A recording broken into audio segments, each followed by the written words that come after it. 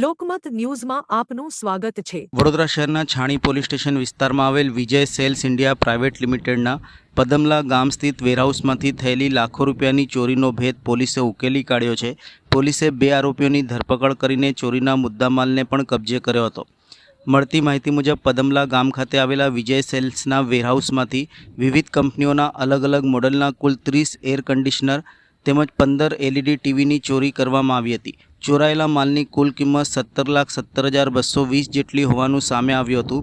આ મામલે છાણી પોલીસ મથકે ગુનો નોંધાઈ તપાસ શરૂ કરવામાં આવી હતી।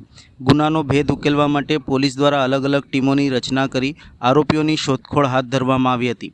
તપાસ દરમિયાન પોલીસને બાતમી મળી હતી કે ચોરીના ગુનામાં સંડોવાયેલ આરોપીને પોતાના ઘરેથી વાઘોડિયા ચોકડી તરફ જવાનો છે। બાતમીના આધારે પોલીસે વોચ ગોઠવી આરોપીઓને ઝડપી પાડ્યા હતા। પોલીસ પૂછપરછ દરમિયાન આરોપીએ વેરહાઉસમાંથી ચોરી કર્યાની કબૂલાત કરી હતી। ત્યારબાદ તેની નિશાનદેહી પરથી ચોરી કરાયેલ એસી સહિતના મુદ્દામાલને પણ રિકવર કરવામાં આવ્યો હતો।